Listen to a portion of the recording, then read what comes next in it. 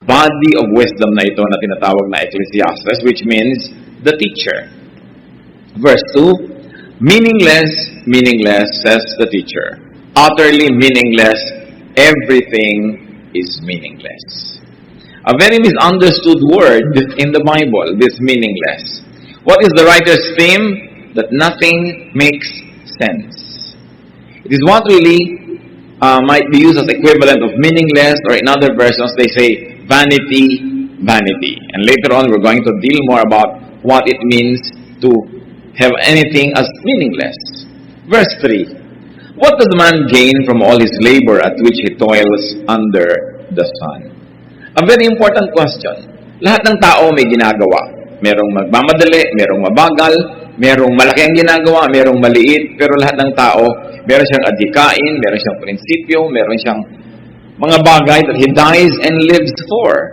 But the question here means to discover, to uncover the significance in what people do. Bakit mahalaga po na makita natin ang kahulugan ng ginagawa natin? Kasi kukunti ang oras natin sa mundo. Madami sa ating mga waking moments, inuubos natin sa ating ginagawa. Sulit ba ang pag-ubos natin ng panahon? Kung minsan kung bata ka, hindi mo pa iniisip na kukunti ang panahon because you think you have life ahead of you. Pero pagka tayo ay lumampas na sa katanghaliang tapat ng buhay, nagsisimula na nating ma-realize na maiksi ang buhay. Madaling mabawi ang buhay. Dapat ang pinag-uubusan ng panahon yung may katuturan at may halaga. Yung meaningful as against meaningless. Verses 4 to 7, Ecclesiastes chapter 1. Generations come and generations go, but the earth remains forever. The sun rises and the sun sets and hurries back to where it rises. The wind blows to the south and turns to the north, round and round it goes, ever returning on its course. All streams flow into the sea, yet the sea is never full. To the place the streams come from, there they return again. In a very poetic way, pinakita sa atin ng Solomon ang lahat ng bagay nagre-recycle lang, paulit-ulit, pabalik-balik. That everything is cyclical. Na kaya mabuhay ka, kaya mamatay, huminga ka o hindi, ipanganak ka o hindi, sisikat ang araw, lulubog, ang hangin galing sa north, magpupunta sa south, magpapaikot-ikot, pabalik-balik lang. Pati yung tubig, magiging liquid, magiging vapor, pagkatapos magiging tubig uli, magiging liquid na naman. Walang natadagdag at walang nababawas sa mundo mula nang ito ay nilikha. People do not make a dent on life. People don't make a dent on the world. Kahit yung mga kuminsan napakaganda ng mga sibilisasyon, mga lungsod na ginawa, nakikita natin kinain uli ng gubat, bumalik uli ang dati. In fact, yung mga halaman, hayaan mo lang yan, huwag mong pigilin, tatakpan niya uli tayo lahat. Kita niyo yung mga tulay, mga bubong, tinutubuan ng halaman, pag di mo binubunot, mga alulod, babalik uli sa lahat. Kahit anong pagsisikap ang gawin mo, babalik at babalik ang lahat. Ecclesiastes 1:8, all things are wearisome, more than one can say. The eye never has enough of seeing, nor the ear its fill of hearing. Hindi naman doon nasasatisfy ang tao. Hindi nabubusog ang mata kahit kailan. Hindi nabubusog ang tainga. Lahat laging kulang, gusto pa, more, more, more. So ano po ang isa sa mga lesson dito na hinuha natin? That having more is not the answer. Coming from a king, the observation reveals that one may have all the resources but still not get satisfied. Sabi niya, the ear never has enough of hearing. Dumating na ba sa point na sobrang nandadilig yung musika na ayaw niya na makinig? Dumating ba sa point na sobrang maganda na ang nakita mo, ayaw mo na tumingin sa maganda? Hindi, lalo ka pang tingin ng tingin at lalo ka nagagandahan, lalong kulang at kulang at kulang. Dumating ba ang point na sa dami ng nakain mong masarap, ayaw mo nang kumain? Hindi na uubos ng appetites. So sabi niya, samantalang ito ang pinagtatrabahuhan natin. Marami tayong nauubos na panahon. Just to see, just to hear, just to taste, just to have.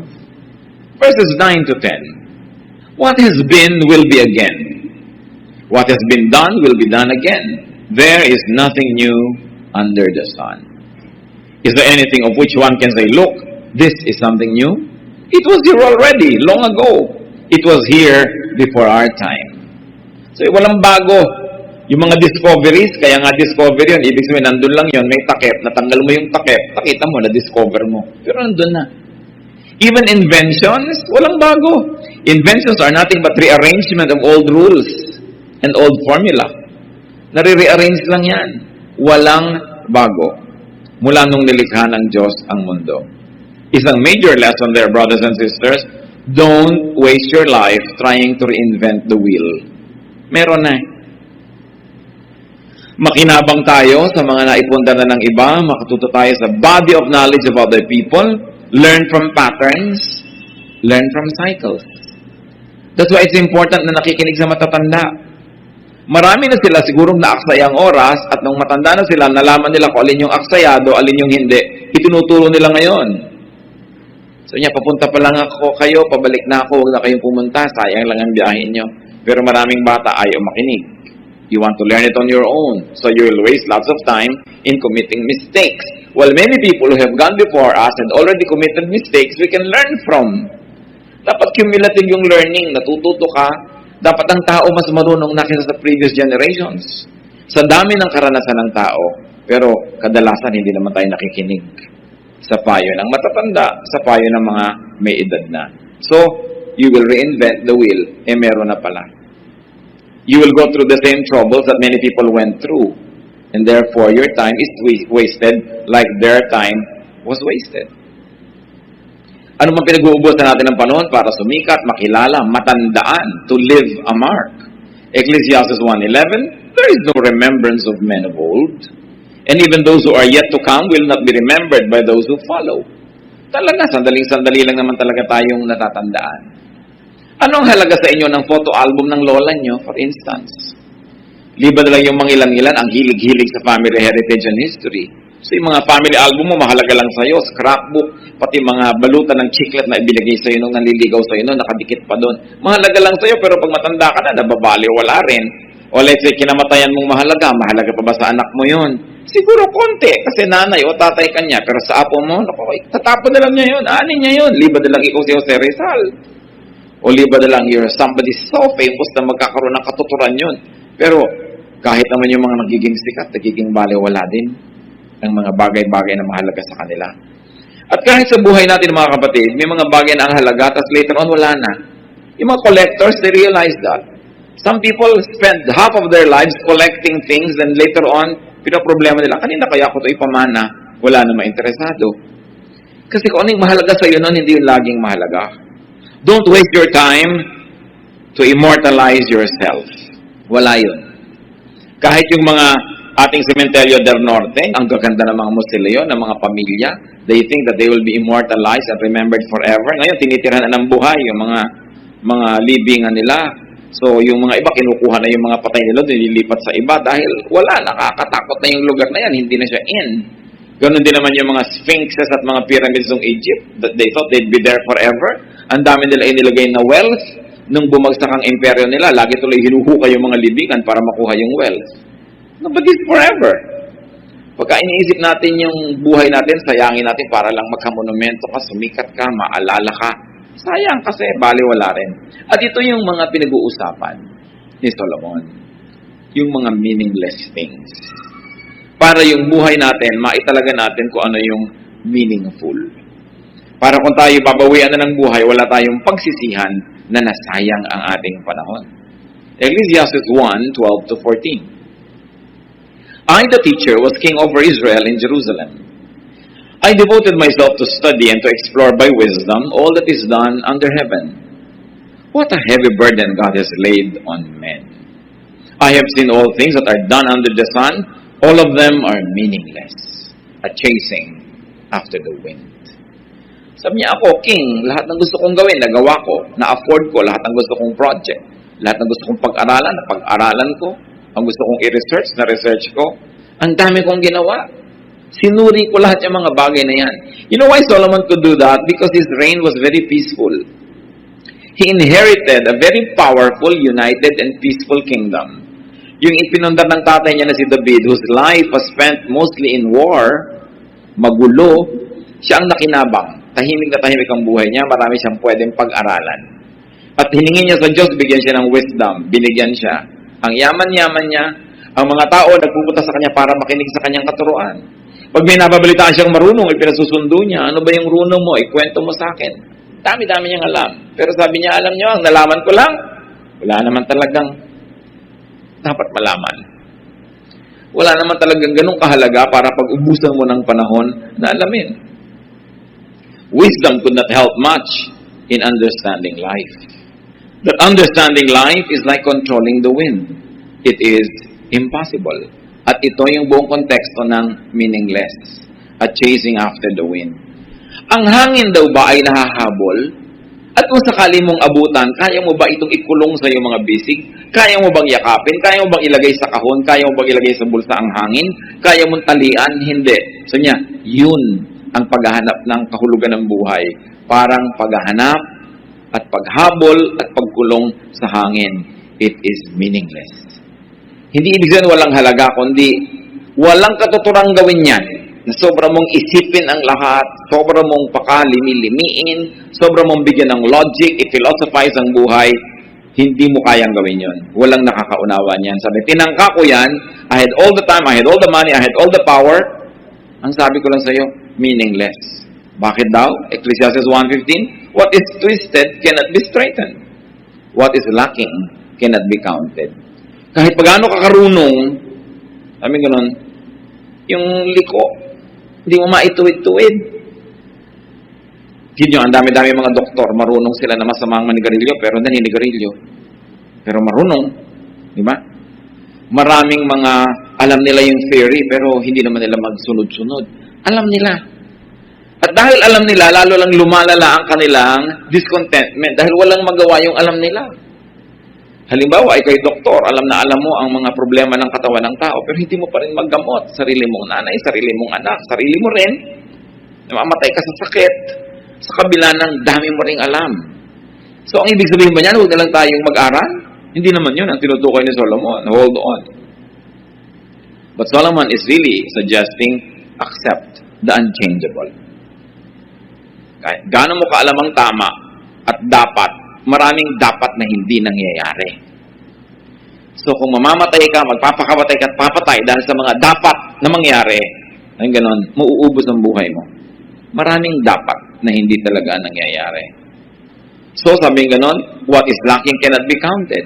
So, go without the absent. Go without the lacking.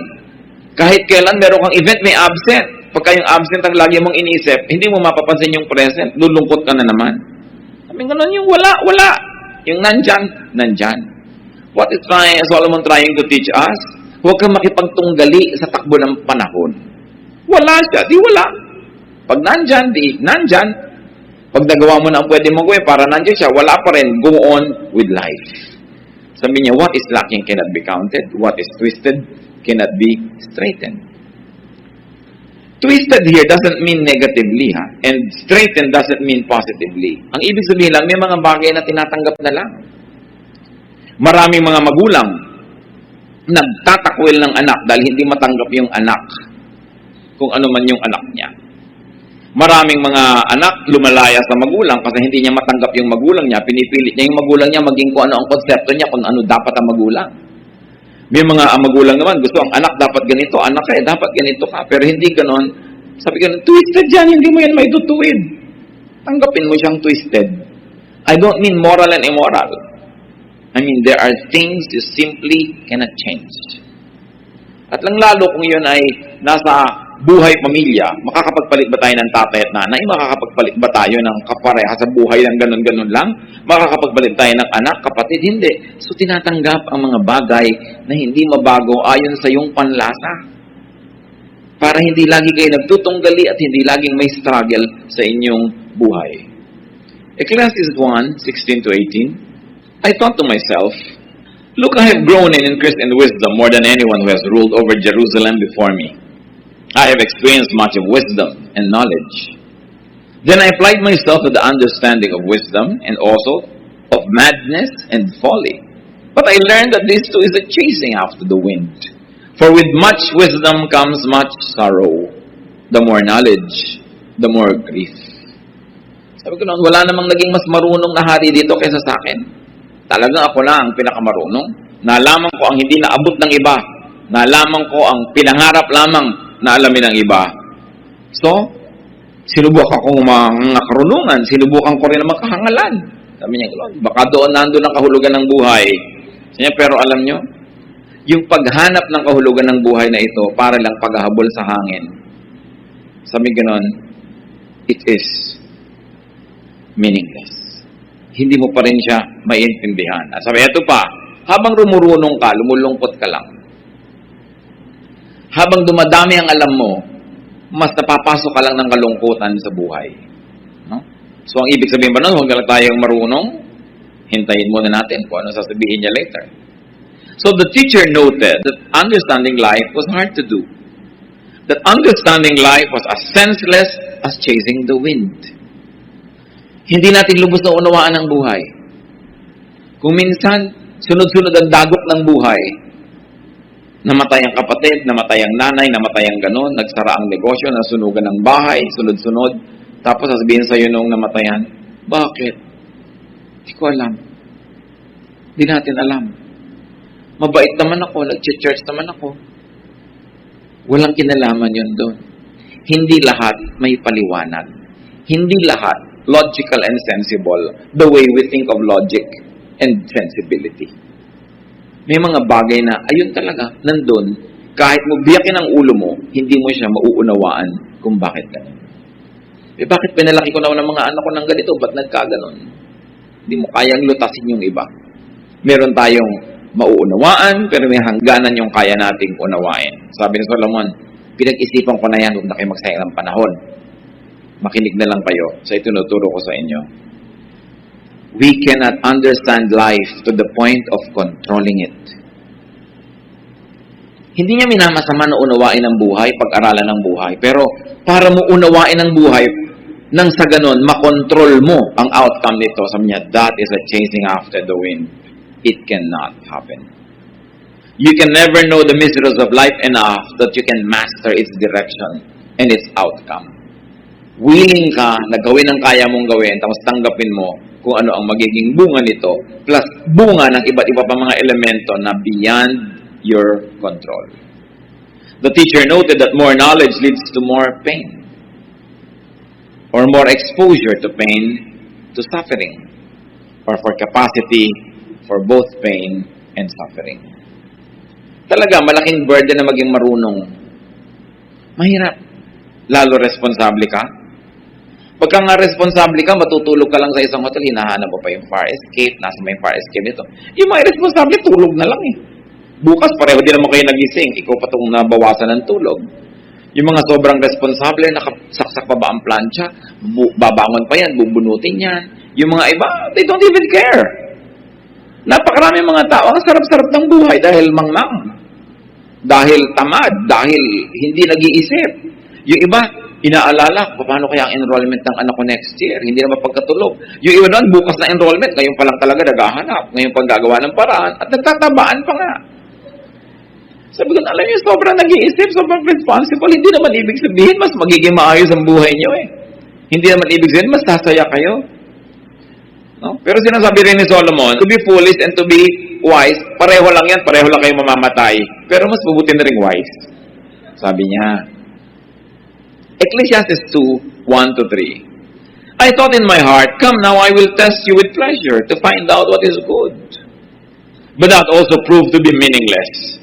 Laughter, I said, is foolish, and what does pleasure accomplish? I tried cheering myself with wine and embracing folly, my mind still guiding me with wisdom.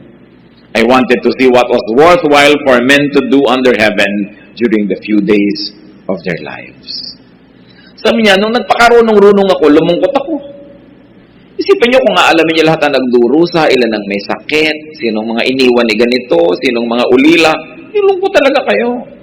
Pag nagso-social work kayo, makikita niyo lahat ang suffering, lulungkot talaga kayo. Mas masarap pa yung pag may bagyo, lagi nasa mall, enjoy na enjoy. Ikaw naman na lumalangoy-langoy sa baha, nakikita mo lahat ng pagdurusa. Sino sa inyong dalawa sa palagay mo tutulog ng mas maimbing?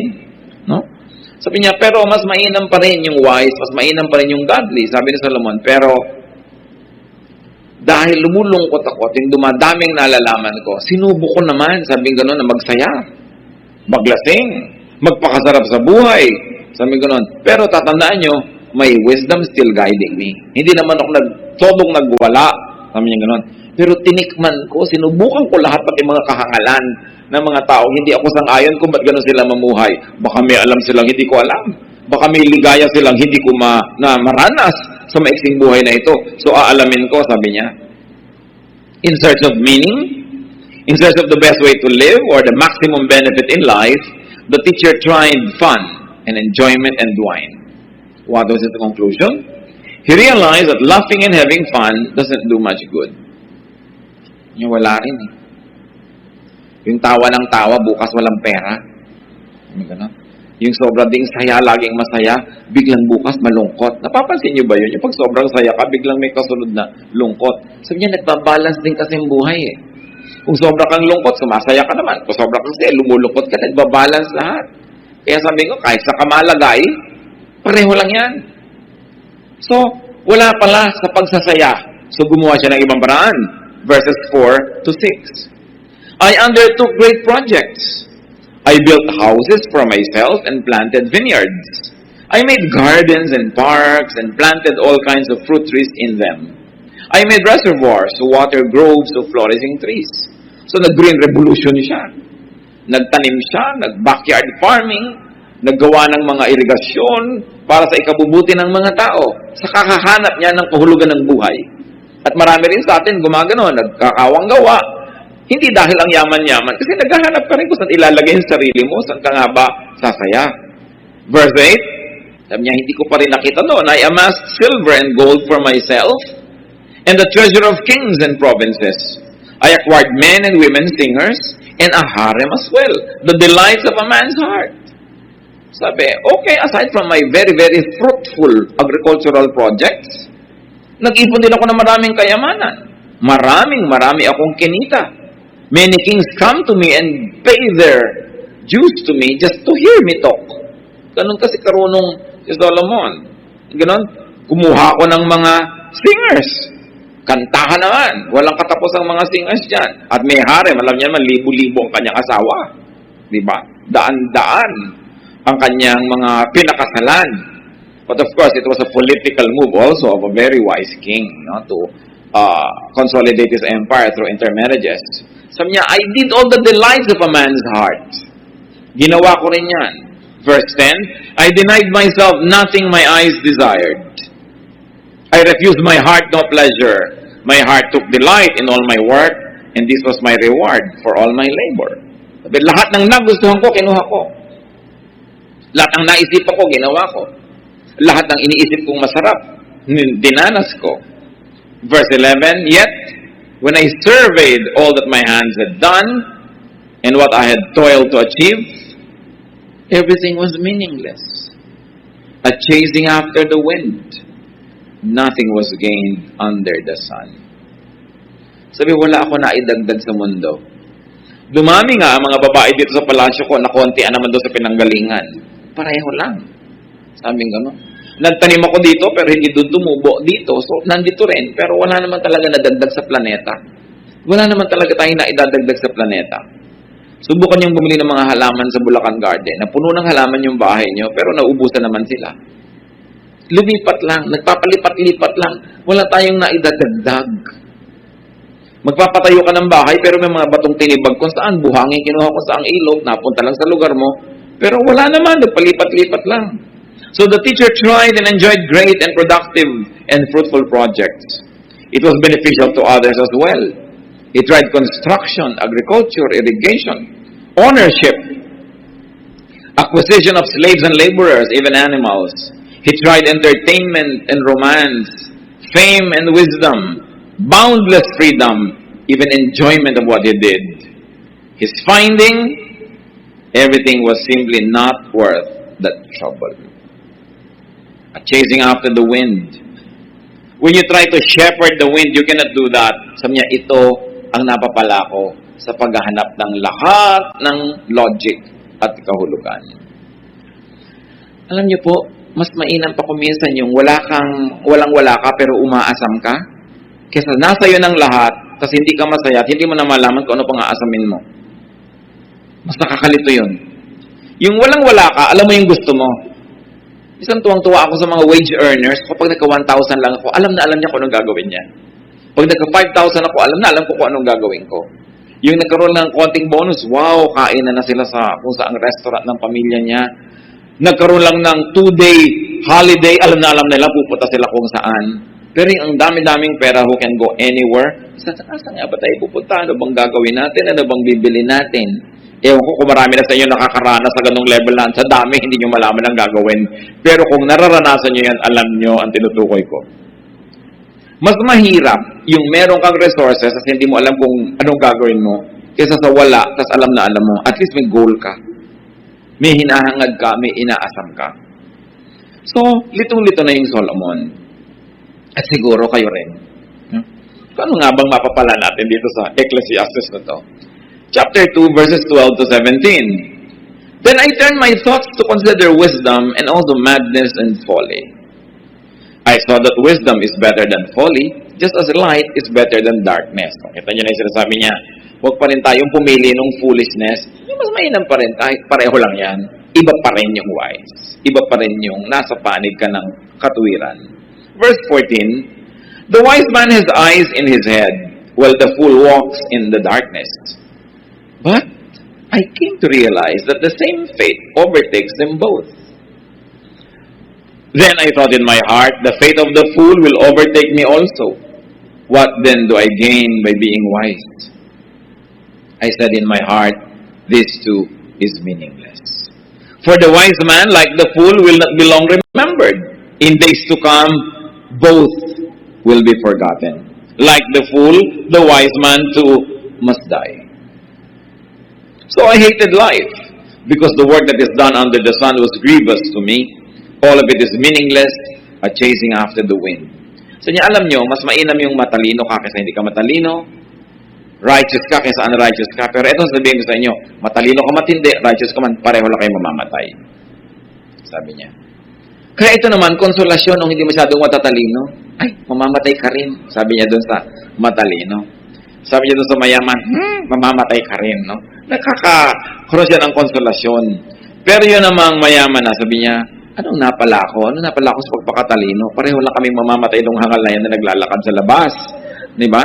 Minsan donyang-donya ka, ang bango-bango mo, ang yaman na yaman mo, tapos yung maid mo, pareho lang kayong mamamatay eh. Ganon. So ano nga ba talaga ang pinagkaiba? Ano nga ba ang special sa buhay? The teacher realized that wisdom and foolishness are both meaningless. They're almost the same. But though wisdom and foolishness are both meaningless, sabi niya, wisdom still better. Why? Because wisdom is on the side of godliness, of God. Namamatay kang masama, mabuti na yung mamatay kang mabuti. Namamatay kang gutom, mabuting mamatay kang busog. So kahit pare-pareho tayong namamatay, meron pa rin namang advantage yung nag-iisip at yung may katuwiran. But the wisdom is better. Both the wise and the foolish die and experience the same things. Lumulungkot din ang mayaman tulad ng mahirap. Nagkakasakit din yung mayaman tulad ng mahirap. Masakitin pa nga madalas. At namamatay din yung mayaman at sabi, pareho lang kayong malilimutan. Nakita nyo, gaano ba karami natatandaan natin sa mga pharaoh? Gaano ba karami natatandaan natin dun sa mga hari at mga reyna na may mga magagandang puntod? Pareho lang. Ng mga natumbal na lang dyan sa gilid ng daan at tinubuan ng damo at nakalimutan na siya ng mundo. So the teacher began to hate life. Sabi niya, nawalan ako ng gana sa buhay. Or you might want to say, the teacher began to love life less. Again, this sad realization could be brightened up if one didn't take life seriously. Sabi niya, masyado ka kasing serious, masyado mong iniisip, kaya tuloy nababahala ka. Mag-isip ka lang nung dapat mong isipan, yung iba, huwag mo na silang isipin. Ecclesiastes 2:18 to 19, I hated all the things I had toiled for under the sun, because I must leave them to the one who comes after me. And who knows whether he will be a wise man or a fool. Yet he will have control over all the work into which I have poured my effort and skill under the sun. This too is meaningless. So, alam niyo, isa pang walang katuturan sa buhay, hindi mo maintindihan, sobra ka nagpakahirap, nagpundar, nagpakatino, at nagpayaman, tapos mamamatay ka, may ibang magmamana. At kung siya man ay matalino o hindi, doesn't matter. Sa kanya mapupunta yon. So niya, di ba, meaningless? Dami-dami mong pinaghirapan, tapos mamanahin lang niya. Isipin mo ang isang tatay na nagtrabaho, pagkatapos namatay. Minana ng asawa niya, tapos nag-asawa ulit ang asawa niya. Walang kahirap-hirap na lalaking ito. Suddenly, no? Nakahiga sa kanyang kama, ginagamit ang kanyang kotse, at nag-e-enjoy sa kanyang pinundar. Or, hindi man sa asawa yon, nagpundar ka, minana ng anak mo, yung kung sinong tao, napangasawa ng anak mo, biglang kalahati na siya, na may-ari. Namatay pa yung anak mo. Dinapunta sa kanya lahat. Nag-asawa siya ng iba. Di dalawang total strangers na sa buhay mo ang nagmana ng lahat ng pinundar mo. Sabi ni Solomon, di ba nakakalungkot isipin yan? So, anong leksyon? Sabi niya, ang hirap naman kasi magpundar, ang hirap magpakayaman. Pinapagod mo ang sarili mo, nag-aalala ka. Hindi ka mapakali hanggang hindi napipirmahan yung contract. Hindi ka napapakali hanggang hindi tapos yung deal. You have sleepless nights. Pagkatapos kung sinong makikinabang. So, the time and the capacity to enjoy the fruits of one's labor is limited. And this is what makes life sad. He's limited only to his short lifetime. Other people would eventually inherit one's wealth and even fame, whether they are wise or foolish. Verses 20 to 23, so my heart began to despair over all my toilsome labor under the sun. For a man may do his work with wisdom, knowledge, and skill, and then he must leave all he owns to someone who has not worked for it. This too is meaningless and a great misfortune. What does a man get for all the toil and anxious striving with which he labors under the sun? All his days his work is pain and grief. Even at night his mind does not rest. This too is meaningless. Kaya yung kasabihan na the first generation works hard to put it up, the second generation enjoys it, the third generation sells it. Sino ba nagbebenta ng mga bukid? Mga apo. Sino nagbebenta ng mga antik? Mga apo. Sino nagbebenta ng lahat ng mga naipundar? Mga apo. Kasi wala na silang affection masyado doon sa lolo at lola na nagpundar noon eh. No? Yung sabi ko noon, nagpakahirap-hirap ka, tapos ibebenta lang nila, papakinabangan ng iba. So the teacher's study and realization depressed him. Tinatanong niya, bakit nga ba kailangang iwan ko sa iba ang pinaghirapan ko? Mga mana. Siyempre, pag sinabing hard work, it includes actual labor and the anxiety that goes with it. Pagka nagtatrabaho ka, hindi lang pagod ang iyong katawan, pagod din ang isip mo, nag-aalala ka, marami kang iniisip, marami kang stress para maipasok mo ang kabuhayan. Tapos nagkaroon ka ng ulcer, nagkaroon ka ng mga sakit, kung ano-ano nangyari sa'yo. Tapos mamamatay ka ngayon, mamanahin ng iba. Kadalasan, lugi ang nagpundar. Lugi. Luging-lugi. Katulad nung naghirap halimbawa ang asawa sa Saudi Arabia, ibibili ang asawa ng mga kwintas at kung ano-ano mga ginto-ginto. No? Talagang halos masubsob sa lupa sa dami ng suot na alahas. Kasi sabi daw, investment. Pero sa oras ng pangangailangan, hindi pa kalahati na ng halaga na mabebenta yun eh. Babarat-barating ka eh. No? Meron bang nakabenta ng alahas sa oras ng pangangailangan na tipak ang benta? Laging palugi. So, lugi yung nagpundar. Parati. So, sabi nito na naman si Solomon sa 24 to 26, a man can do nothing better than to eat and drink and find satisfaction in his work. Sabi niya, ayaw niyong malugi, etong gawin niyo. Araw-araw, you must enjoy some food and some drink, and whatever you do, find satisfaction in it. Kung nahihirapan kayo, huwag yan ang gawin nyo. Kasi ito, ang dami-dami kong kikitain. Pero naman naubos ang kalusugan mo, lumungkot ka, ipapamana mo lang sa iba. Find something else. Kahit konti lang yung income that you enjoy. Para hindi ka lugi. Merong napunta sa'yo. So niya, this too I see is from the hand of God. For without Him, who can eat or find enjoyment.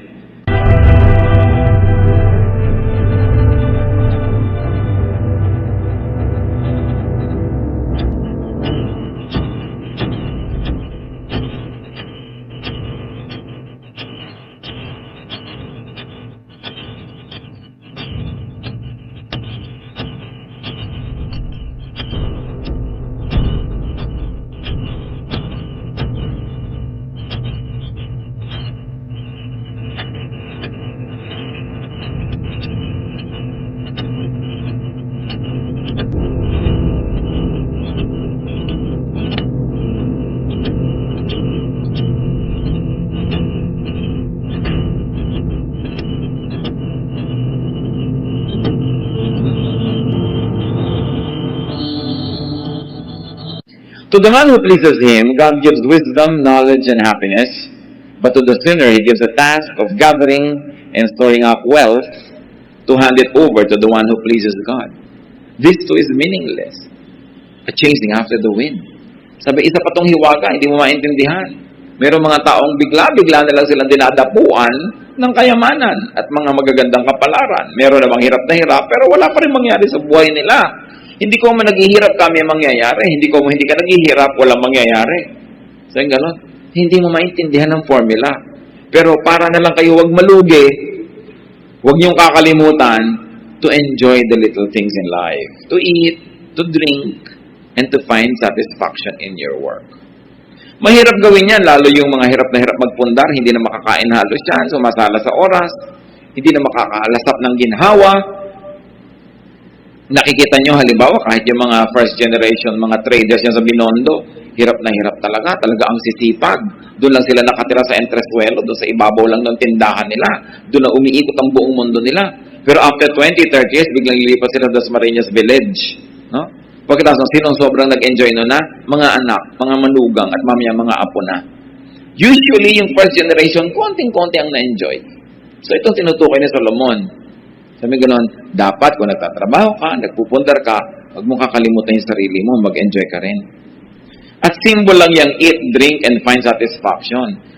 What Solomon is saying is, habang nag-iipon ka, dapat may ginagastos ka rin para mag-enjoy ka. Huwag kang ipon lang ng ipon, tapos iiwan mo sa iba.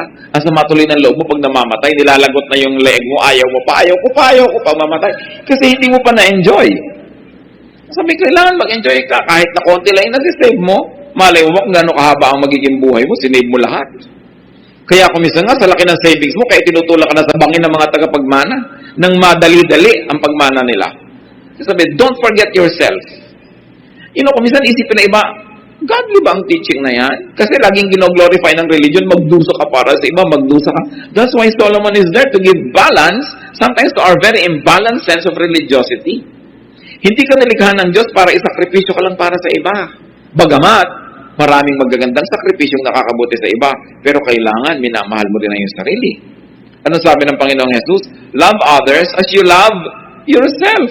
Hindi naman sinabi niyang don't love yourself eh. So go on, love yourself, but don't forget to love others as you love yourself. Sige, mahalin mo todo ang sarili mo, mahalin mo din yung iba.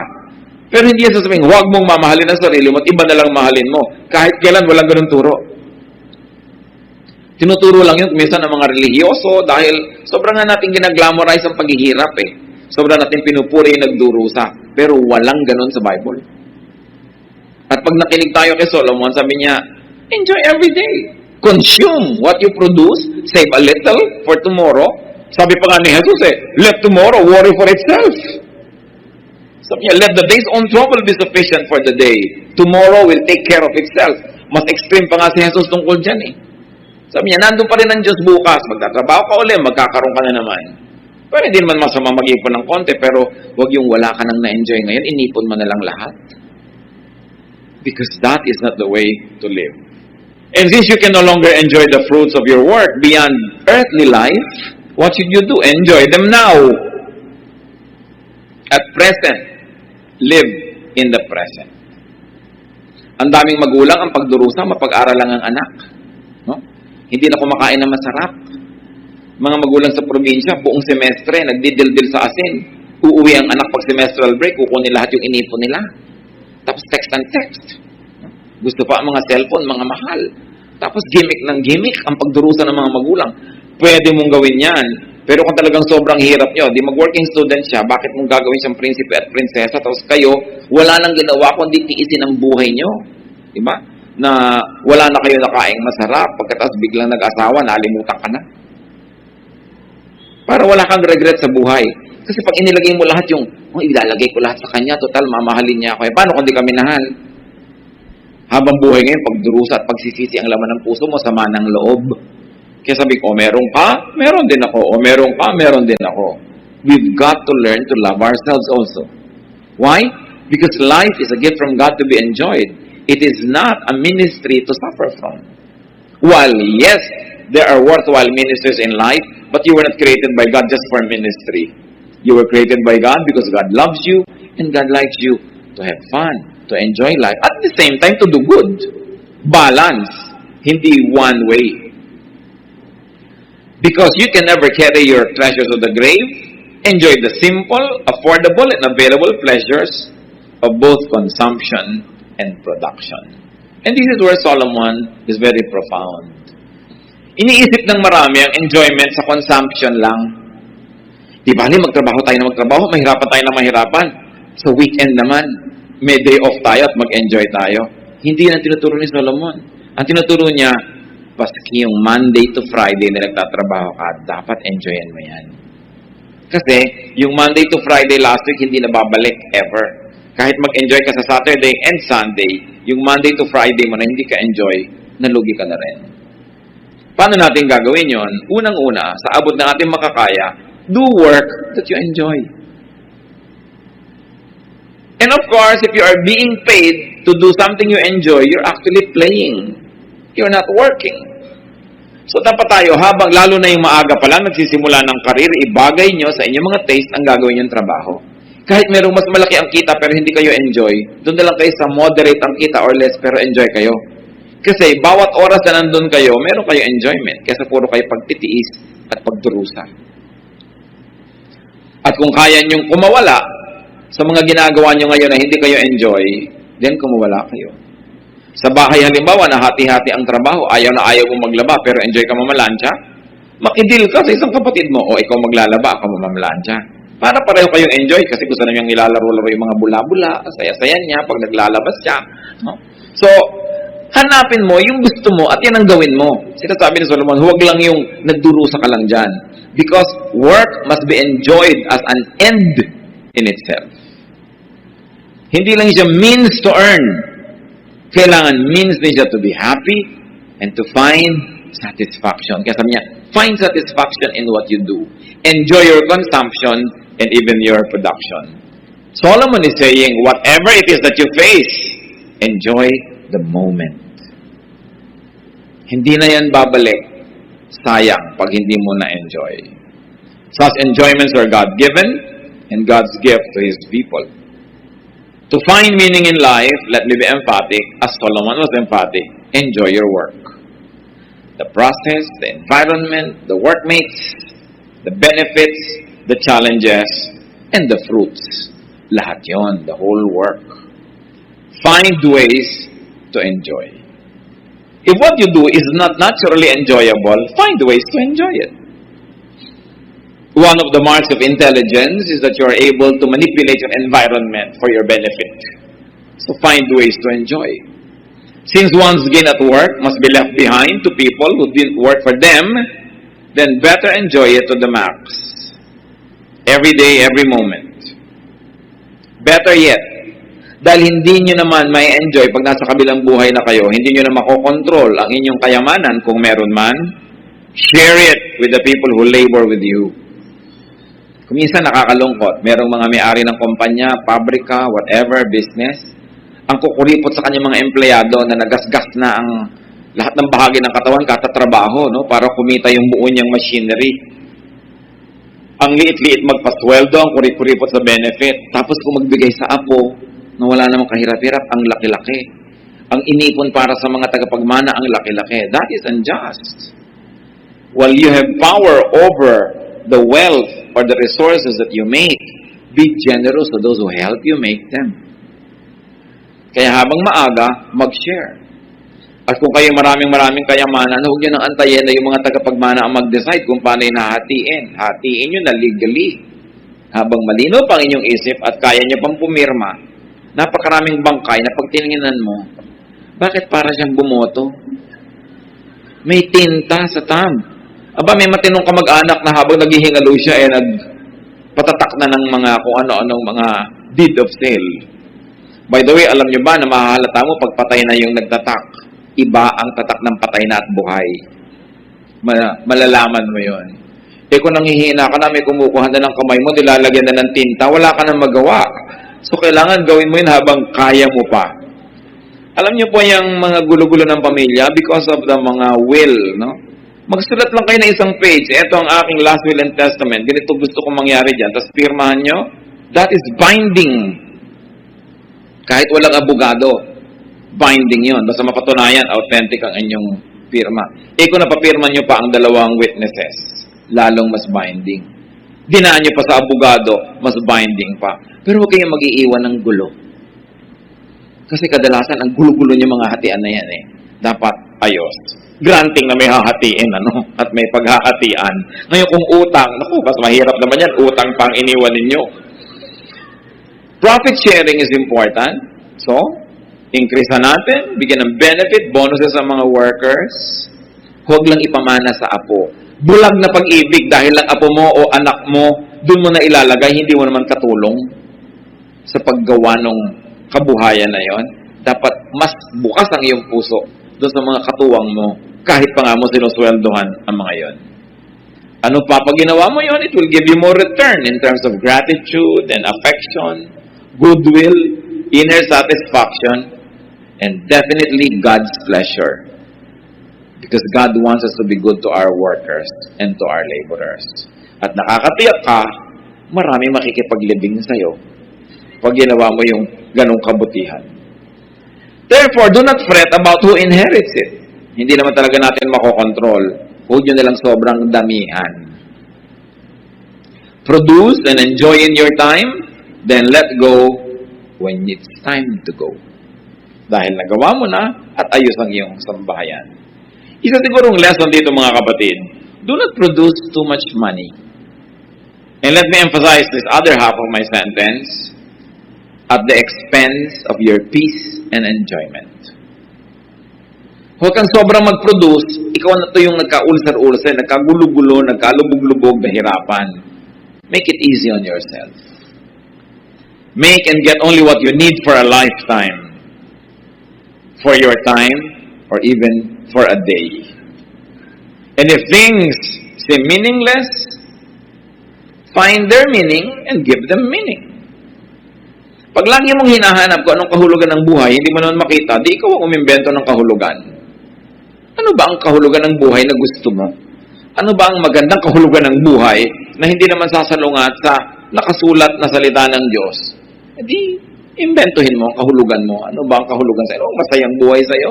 May right ka na i-define yan para sa sarili mo. Don't let the standards set by others dictate on you kung ano ang mahalaga sa'yo.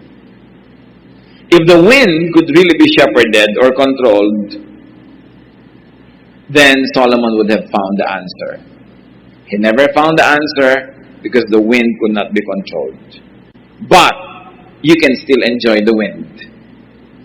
Kahit hindi mo malaman kung saan ang galing ang hangin, hindi mo makontrol kung saan siya pupunta, habang dumadaan sa iyo, pwede mo siyang enjoyin. So enjoyin mo na lang siya kung ano man yung wind na yon. May mga tao na kung saan galing, kung saan pupunta, hindi mo rin control. Pero habang kasama mo, make it nice. Kung minsan, nagkakaroon ka ng kaibigan, nagkakaroon ka ng kasintahan. Mas ayaw mong gawa ng mabuti, ayaw mong mahalin ng todo. Sabi mo, baka mawala din to. Kahit naman pinakasalan mo na, hindi ka pa rin nakakatiyak na laging nandyan yan. So, hindi mo rin alam kung saan galing yung tao, saan siya pupunta. So, nandito siya ngayon. Live the day. Make the day worthy for the other person and for yourself. And if you have to say goodbye tomorrow, then say goodbye without regrets because you had yesterday. And you had a good yesterday. Hindi natin control ang buhay. Kung minsan, we withhold love. Gusto nating ibigay sa isang very permanent. Sino yun? Nasaan yun? Kung minsan, ayaw mong tumanggap ng pansin. Kasi sabi mo, mawawala din yan. Baka masanay lang ako, mahirapan ako. Di mahirapan ka na lang bukas, nag-enjoy ka naman ngayon. Kesa sa, hindi ka nga nahirapan bukas dahil hindi ka naman nag-enjoy ngayon, there's nothing to miss. Many people miss out on what's meaningful and what's passionate in life because they're too afraid of losing them tomorrow. If you lost them tomorrow but you had them today, then it's worth it. Then you never had it at all. So, pagka tinignan natin si Solomon, very practical ang mga turo niya sa buhay. Hindi niya tayo ini-encumber ng maraming mga kung ano-anong doktrina. Hindi niya tayo ginuguluhan ng kung ano-anong mga divisive religious thought. Pero ang concern niya, that you have a grasp of what you want in life, do what you can to pursue it, do not work too hard, enjoy the day, enjoy the moment, and if you have to die, then die. Wala kang pinagsisihan dahil nabuhay ka. At tulad ng sinasabi niya, stop looking for specific things. Just enjoy whatever you find. Parang shopping. Pag may hinahanap ka na ganitong damit, ganong size, ganong kulay, pagod ka na, nahalungkat mo na yung buong tindahan, wala ka makita. Ba't hindi ka na lang tumingin-tingin? Ang baka makita mo't magandahan ka, di yun ang bilin mo, di ka pa napagod. But when you always have a specification of what you want, most of the time, you will just be searching and you won't find it. So why don't you just open your eyes to things that are not nice, that you never even imagined to have existed? Because they can also give you happiness. Yung maraming masyadong requirement, bihirang sumaya. Madalas bigo, kasi susukatin nila ang lahat sa kanilang inaasahan. They are not ready for surprises. And when pleasant surprises come, they are not even ready to appreciate it because they're fixated on their specifications. Dapat marunong tayong mag-adjust. What cannot be straightened, cannot be straightened. What is absent, is absent. So you make do with those who are present. And in all your work, do it for God. Do everything as if God wants you to do it. Because everything we do can please God if we do it with all our heart. If it is godly, and of course it is good. 1 Corinthians 10:31, whatever you do it all for the glory of God. Kung saan ka man ngayong station nalagay sa buhay, complete man o incomplete ang happiness mo dyan, do it with feelings. Do it well. Do it as unto the Lord. And you will find joy in it. Because God will let joy flow into your life. Because God loves a cheerful worker. Hindi yung nagdadabog, naiinis, because you will be blinded by your emotion and you won't see what is nice in life. So walang conclusion ng ating pag-aaral. Tatangkain nating basahin pa ang iba pa mga books ng Ecclesiastes. Napaka-importante na hold your conclusion and let's just let Solomon carry us through his wisdom, hold us by the hand, and probably open our eyes here and there to see nice things we have not seen and to allow us to just gloss over things that we don't like, but we have to accept anyway. Heavenly Father, we thank you for the wisdom you've given to Solomon. Our prayer is that you will enable us to partake of this wisdom. Give us eyes that see and ears that hear, and make our minds open to your leading, and use Solomon's wisdom that you have given to him so that we can find better meaning in life, or whatever it is, Lord, our daily life will much be better. Bless us, and may your mercies be upon your people. Spend some time in prayer and ask God for personal messages coming from these two chapters.